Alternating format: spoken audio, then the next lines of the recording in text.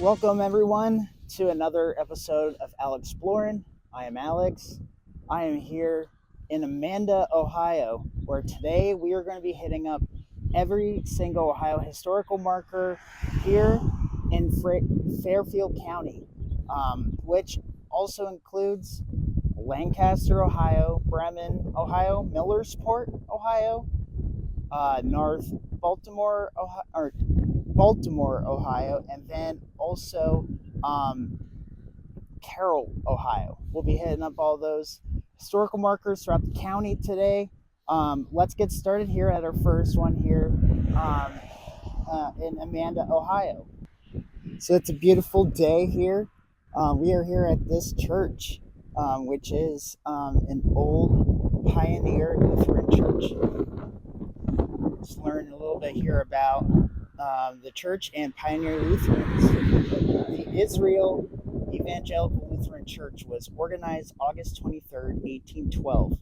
According to available records in 1813, the first meeting of the Ohio of the special conferences called by the Lutheran Ministerium of Pennsylvania was held at this church.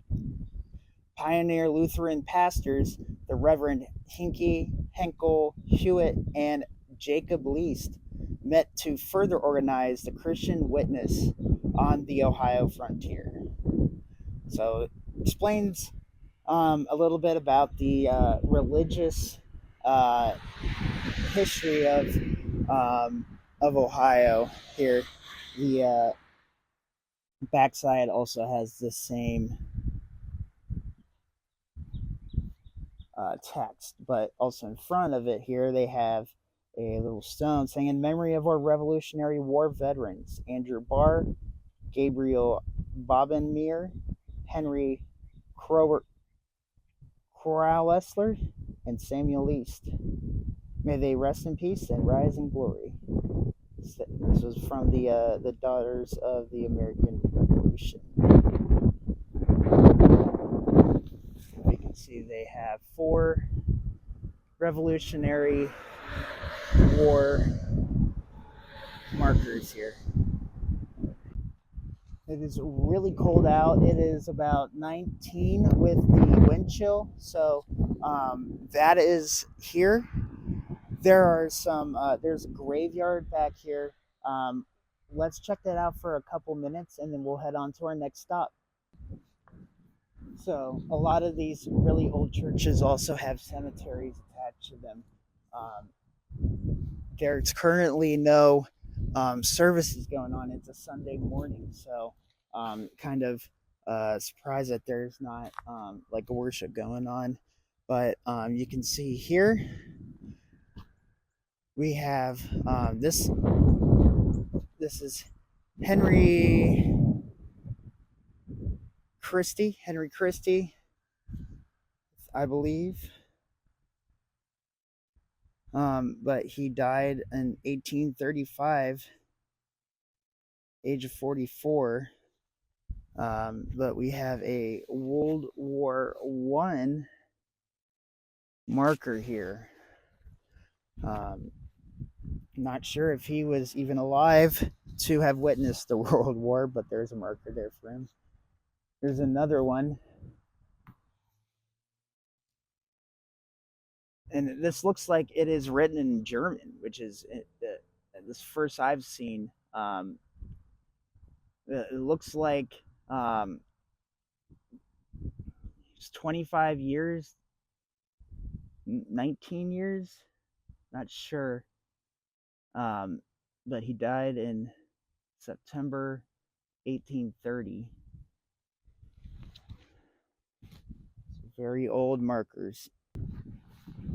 So there are a lot of German settlements down here in southeast of Columbus. You guys might know German Village in downtown Columbus. It's kind of a gathering area, but a lot of them settled in the Lithopolis area, as well as here in Fairfield County. So as you can see, all these stones very old. This person died in 1826. It's been dead for nearly 200 years. Jacob Gardner. It's 49 years old. Um, a lot of these stones look actually really well preserved, but then some kind of, you can see just the difference here.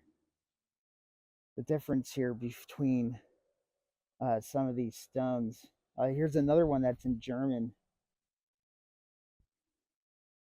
That's really fascinating.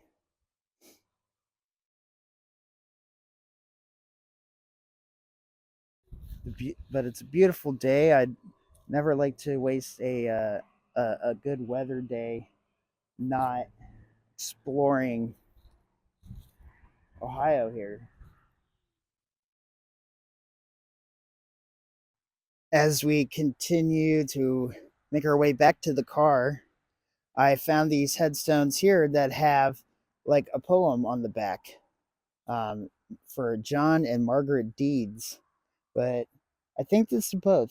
Yeah, it's both the same, but you can see definitely a lot of German settlers came here. Um, there's some Nerf darts here. Can't imagine high schoolers have been playing tag or whatever games they play here, but yeah, let's make our way back to the car and we'll get on the road to our next spot. So walking back here across the street, they have more of cemetery, but it appears that it's newer graves and they aren't the typical graves that we saw back in the churchyard. These are a lot newer, so we're going to respect that area. Um, but yeah, there it is, the Israel Evangelical Lutheran Church.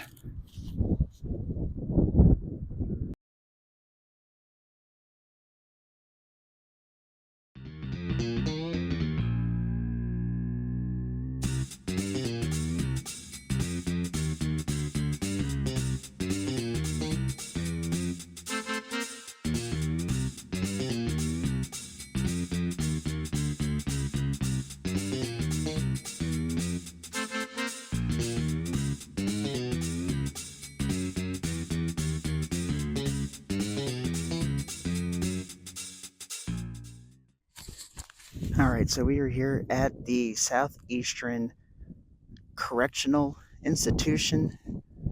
It's a working prison here in Licking County, but as you can see here, there's a lot of historical buildings. And our next historical marker, this is the first historical marker that was placed in Fairfield County. You can see by the bottom right corner, the 123. And it was placed in 1979 for the Fairfield School for Boys. As the nation's first and largest minimum security correctional facility, Fairfield School for Boys served over 100,000 Ohio juvenile offenders. The school was converted into an adult facility in 1980. Then this plaque here was put here um, as the school, the Fairfield School for Boys, was converted into the adult facility. But this monument is erected in honor of the 25 superintendents and thousands of staff who, over the past 122 years, have developed programs to help for one specific purpose: to help a boy find his way. More than 100,000 boys have entered the gates of the Fairfield School for Boys, boys whose lives were touched in one way or another by dedicated staff. To all the staff, including those who were involved in the final closing of Fairfield, the state of Ohio and the Ohio Youth Commission expresses gratitude. So you can see here more. There's steps with some placards down there. But then there's this little memorial here. See, 1997. Um, these are not sure what all these names are. Might be people who have passed away here. But all this is all old stone, and this is the visitor parking lot. But then you can also see this really old building here as well. So let's head on over to our next stop.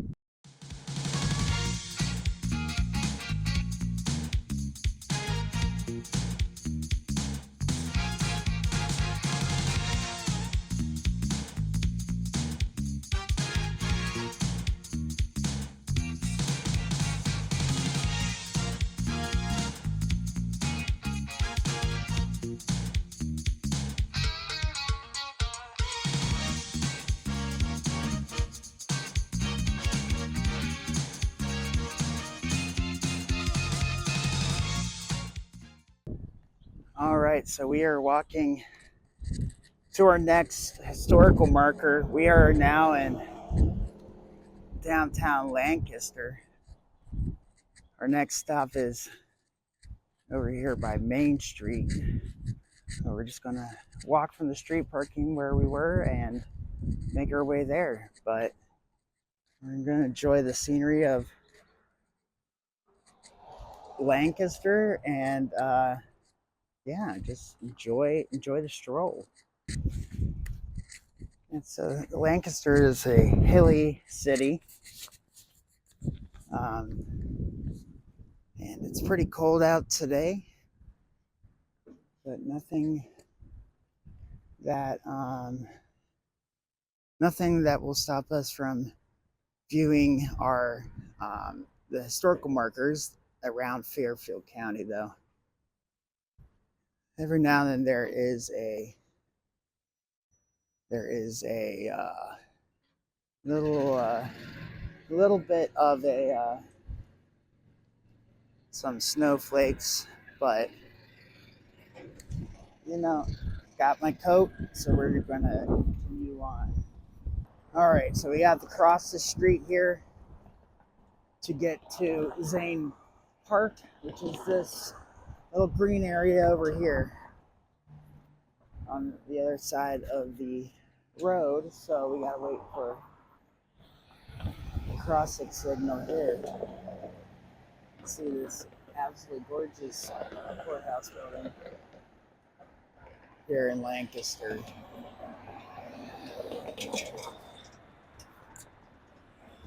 Lots of cars, but not a lot of people walking around. It's pretty cold.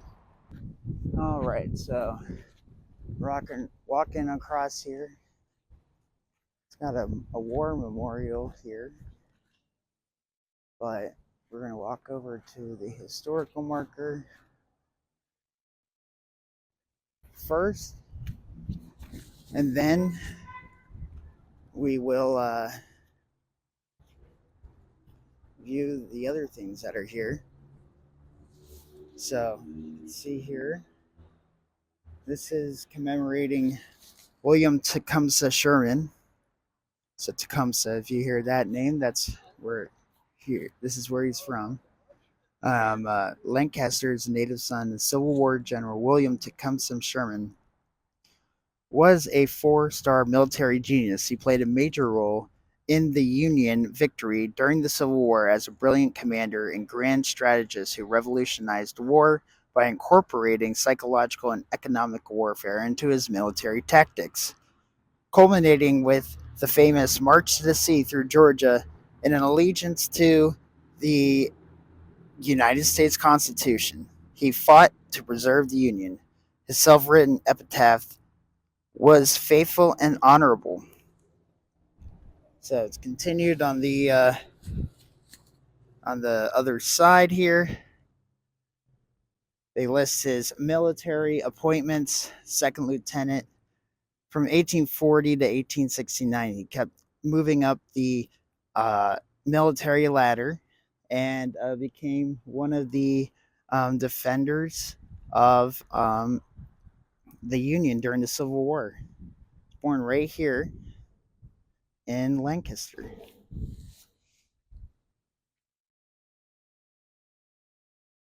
So, let's see what else is in this park.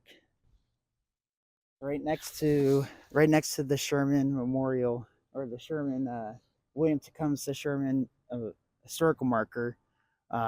We also have this Civil War era cannon, um, put here in 1967. Um, the Civil War cannon was presented to the Ben Butterfield Post of the Grand Army of the Republic by General Sherman in 1882. So this was used in the Civil War.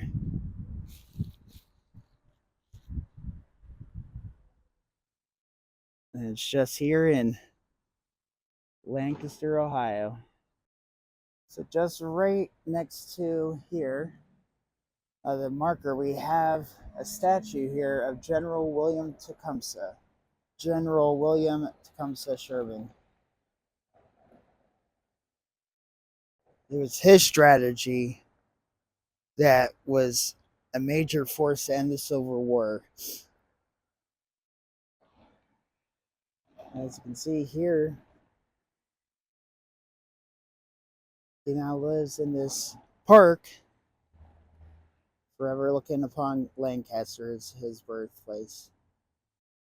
Now that we have visited the William Tecumseh Sherman historical marker, let's move on back to the car, and we'll get moving to our next stop here in Lancaster.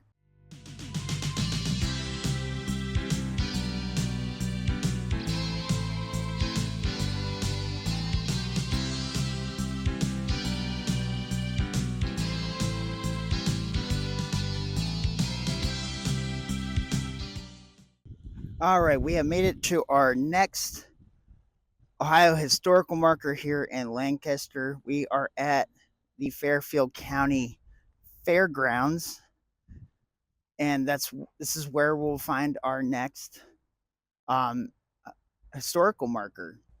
So it is not far from the admin building, but it's right here it's kind of the northwest corner. You can see that Shell station. That's the corner of Fair and High. Looks like we have to go from this side first. But this is to commemorate Camp Anderson. It's here from 1861 to 1865 during the Civil War.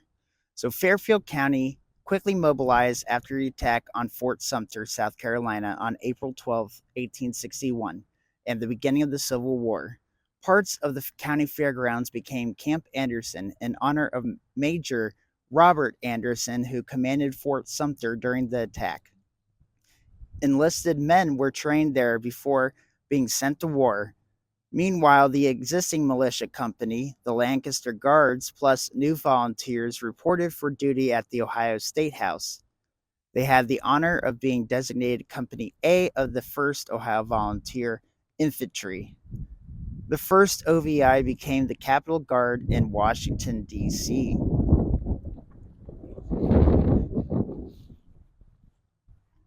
Another 185 local men enlisted at Camp Anderson as the 2nd and 3rd Lancaster Guards in 1861. These Fairfield County units made up much of the 17th Ohio Volunteer Infantry.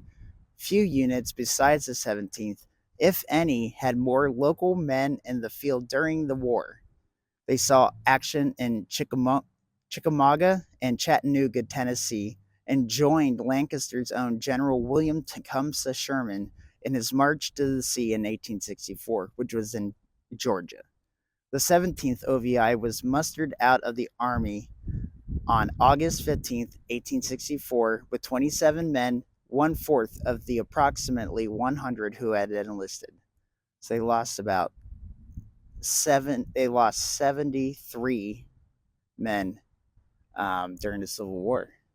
It's right here by this giant tree, and beautiful views of the cliff there. Now let's head back to the car, and let's get headed to our next historical marker, because it is getting cold.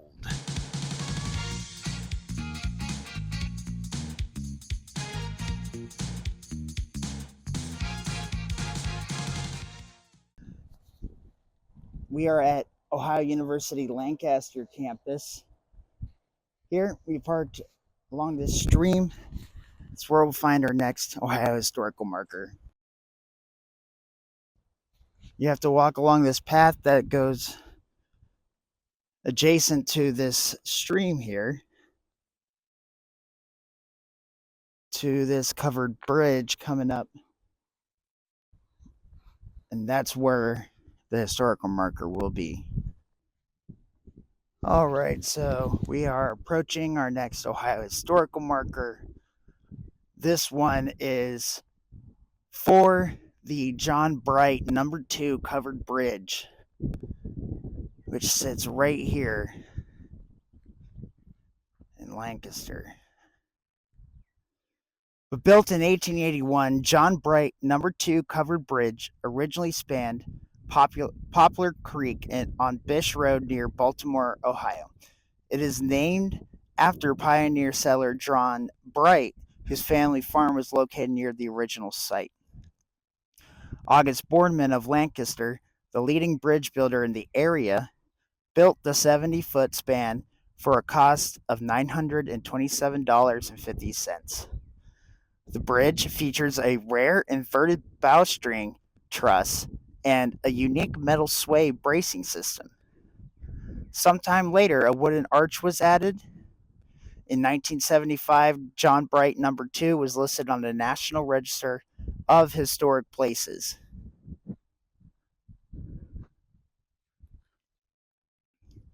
Ohio University Lancaster Dean Ray Wilkes led efforts to save John Bright number 2 after it could no longer carry vehicular traffic. In April of 1988, the bridge was moved 12 miles from Poplar Creek to Fetter's Run at Ohio University Lancaster, where preservation efforts on the bridge were undertaken. Cooperation among Ohio University Lancaster, Fairfield County, local businesses and organizations, and volunteers enabled the completion of the project in 1990. John Bright number 2 is a testament to the innovative bridge building techniques in the late 19th century and community cooperation and pride 100 years later. All right, so it's starting to get a little windy, but we're going to walk through the John Bright number 2 covered bridge here. See that unique truss system. 70 feet long, but this at one point carried cars along it, carriages and other vehicles. But there's a beautiful park here, nice little walking bridge there. So if you find yourself in Fairfield County, you want to take a nice little walk, this is a great place to do it. So I'm actually going to walk over to this other bridge here. I want to take a peek at this because this is another old bridge that has been preserved over the years. I am not sure what this pavement is for. It's randomly in this field. You can see the sitting area over there, shelter area. But this path leads to these bridges here, and it's an interesting park here, and I bet it's really nice here in the summer. It's really cold now today. All right, so there's this little marker here talking about this bridge. A native of Fairfield County, Dave Johns was a longtime board member and supporter of the Lancaster Festival. He was very active in numerous local charitable organizations and had an untiring desire to improve the quality of life in his community. The John Bright number 1 bridge will provide a lasting memory of Dave's guidance, strength, and vision. So this is the number 1 John Bright bridge, made out of steel. You can see at the top here, in memory of David L. Johns. but you can see the difference between the wooden covered bridge and then this steel bridge as well.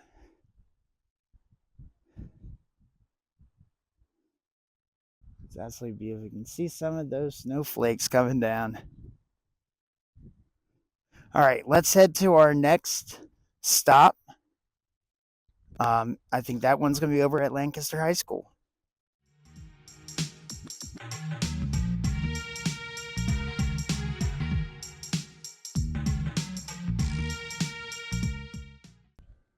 All right, we are here at Lancaster High School, home of the Golden Gales.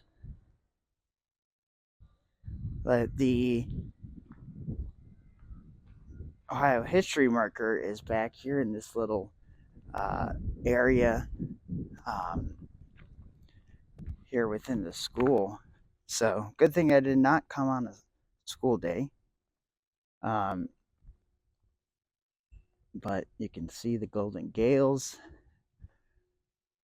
all over the entrance here. This is the near the where the basketball gym is, but we have this Ohio historical marker commemorating the 50 star flag, a symbol of America. So the design of the 50 star flag was born here at Lancaster High School in 1958 when student Robert Heft designed it for a history class project, reasoning that since Alaska was seeking admission as a state and that Hawaii would soon follow, Heft constructed a 50 star flag from an old 48 star flag, using blue cloth to replace the field and white adhesive for the stars. When Heft received a B- on his project, his teacher, Stanley Pratt, promised that he would raise the grade if he submitted the flag design to their congressman, Walter Muller. Muller, in turn, passed the flag design on to the chairman of the Congressional Flag Design Committee, who also liked it. President Dwight D. Eisenhower made the design the official American flag in 1960. It is the only flag in American history to have flown over the White House for more than 5 administrations. So very cool. Our flag was born right here in Lancaster. And the backside has the same text. So now we're going to move on. We only have a couple historical markers here left in Lancaster. And then we will move on to the next town in Fairfield County with a historical marker. So let's get the car running and get going.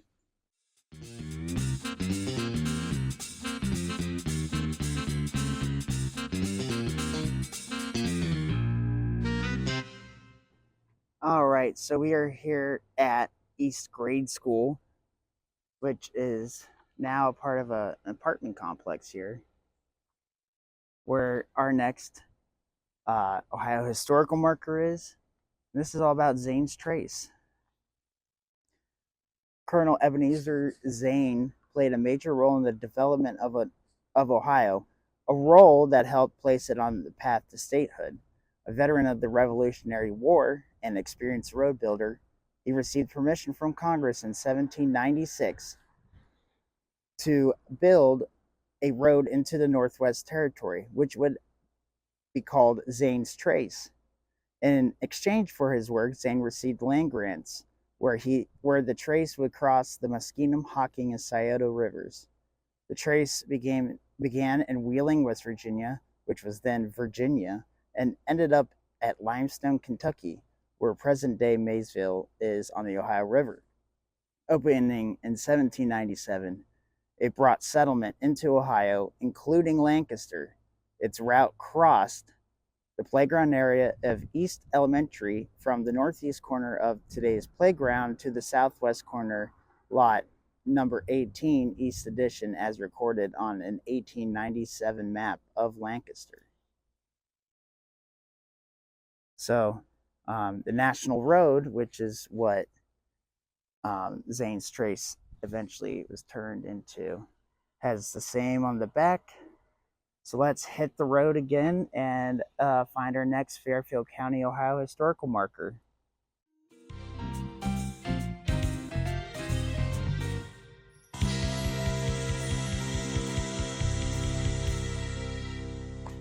All right, we are here now in just east of Lancaster in Bremen, Ohio, where we're going to find our next Ohio historical marker across the street by the Rush Creek Pub and Grill. So let's go and check that out. This is a very quaint little town here in Fairfield County. Pretty old, but very small. Very small. But Rush Creek Pub and Grill here. And this is where we'll find our next Ohio historical marker. This is commemorating the Bremen Oil Boom. The Bremen Oil Boom commenced in 1907-08, and the town became the center in the region's petroleum industry. The area was a forest of oil derricks. From this point south, it was said that one could go down Broad Street from derrick to derrick and not touch the ground.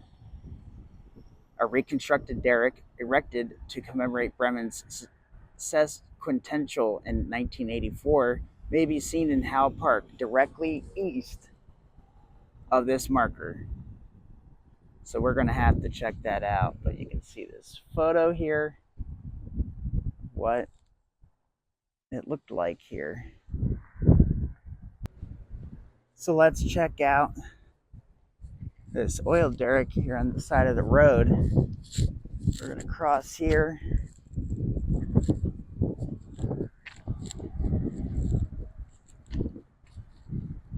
But you can see here this little oil derrick that is built up. You know, it's all you could see here in town. But you can all see that really cool retro Firestone tires advertisement where you know that it's been redone. I've seen on Google Maps that this has been redone when the Rush Creek Bar and Pub opened. So that's always really cool to see these old advertisements painted on the side of these brick buildings. We're going to walk back to the car here, but we'll be able to see the park and the oil derrick out there. Look at that. It's pretty cool. But this park has a disc golf course, so if you're into disc golf as well, Bremen, the oil field here, will have it you know, have a little course here right in the shadows of the oil derrick.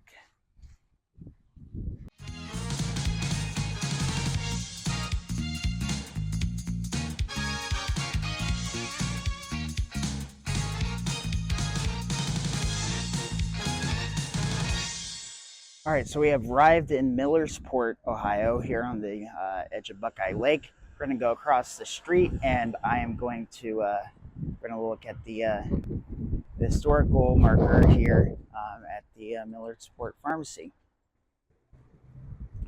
So this marker is kind of hidden a little bit. Across the street here, Millersport Pharmacy. It's right on the edge of the canal that you know, we've seen some locks from before, but it went into Buckeye Lake here. But let's check out the historical marker. All right, so we have the deep cut at the Licking Summit.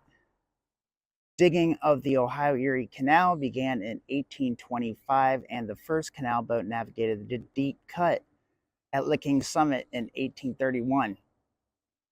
The surrounding swamps were drained to create the Licking Reservoir today, known as Buckeye Lake, in order to supply adequate water for the canal going north to Coshocton and south to Circleville. After the canal route was established, the state engineers discovered that there was a ridge of hills located south of the proposed reservoir, though which they would have to cut the canal. Since it was impossible to raise the level of the reservoir, this quote deep cut marks the deepest part of the canal at 32 feet and runs south from Millersport for nearly 2 miles. Unskilled laborers, primarily Irish immigrants, tirelessly dug the canal using picks, shovels, wheelbarrows, and oxen cart. You can see the canal there. But Millersport played an important part. In 1825, Matthias Miller settled in the region just north of the prosperous town of Monticello. Millersport grew from Miller's idea to build a wharf at the side of the canal to create a port for canal boats. Located in the region between Licking Reservoir and the northern entrance of the Deep Cut, Millersport flourished as the canal trade increased. However, Monticello's location on high ground spelled its doom. Traveling by canal, Millersport is 191 miles from Cleveland and 117 miles from Portsmouth. During its peak years, as many as 3,000 canal boats utilized the canals. With the insurgence of the railroad system and a major flood in 1914 that damaged a portion of the waterway, the canal system was abandoned. And as you can see here, this would take you over to either go south of Circleville through Groveport and Canal Winchester, Lockbourne, Obetz, take you to Buckeye Lake, which you can see more of the canal across the street here. But see, it's frozen pretty good. It is darn cold though. So here you can see more of the canal here. They have the water level rises, and you have boats all along this little stream here that goes right into the lake here at Millersport. See the water tower for Millersport here, but cool canal town. Our next stop is going to be in Baltimore, Ohio.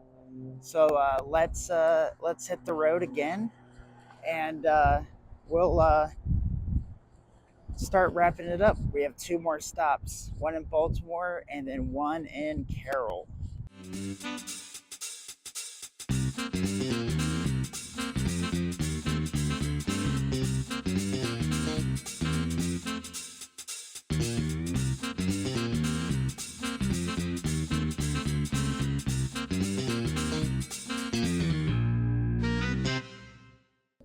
All right, so we are here in Baltimore, Ohio, just across the street from the post office by the water tower there.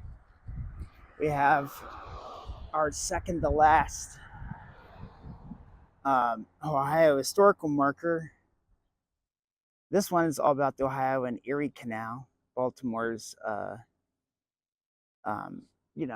what their part in it was. So in October of 1831, the first boats locked through 8 numbered locks nearby and in Newmarket, which by 1833 was called Baltimore, and also Basil. 1/2 mile to the northeast is the famous Dry Dock Lock, lock number 5, and it describes as the most important lock in the county, considered the best dry dock between Cleveland and Portsmouth. This year-round dry dock consisted of a basin with an outlet into the canal so that all water could be drained from an outlet into the canal. So then all the water could be drained from it. Water ran into the dock from the recess back of the lock.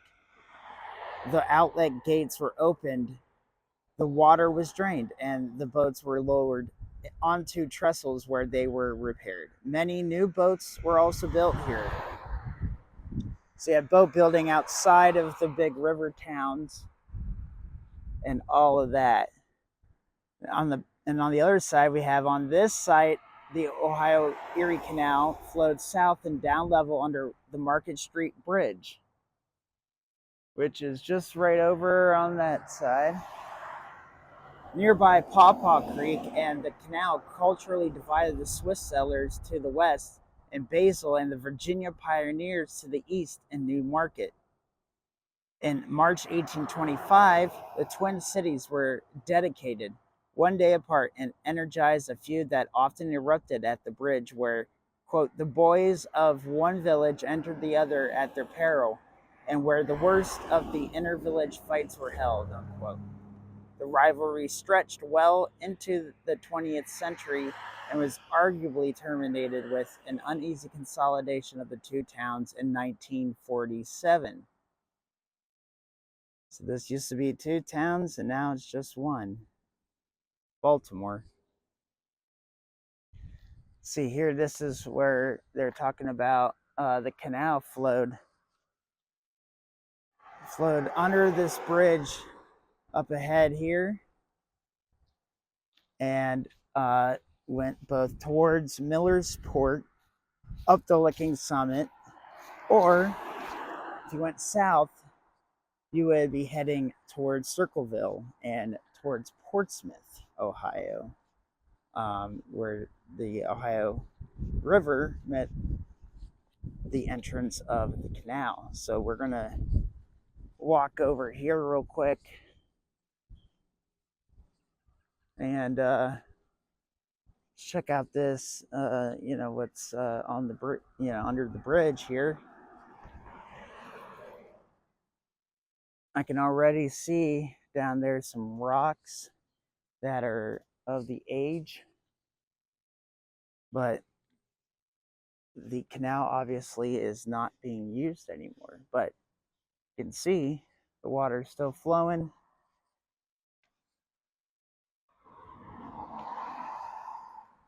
Makes for a pretty little underpass, but you can see stones there that seem to be of age, but you would have boats coming through here all the time on the canal, and it's not deep at all. So very cool. Seeing Erie Ohio Canal stuff is always a fun thing for me, at least, with local history being as important as it is. Let's walking down here though, I see some bricks. Not sure if there was a structure here at one point. Yeah, those do not look like to be from the time period. They're cinder blocks. They could have been. It looks like this was some little. See this, the stones going up, some kind of post or something. But we'll head back up, hit the car, and we'll make our way to Carroll, Ohio, which we will find the final Ohio historical marker in Fairfield County.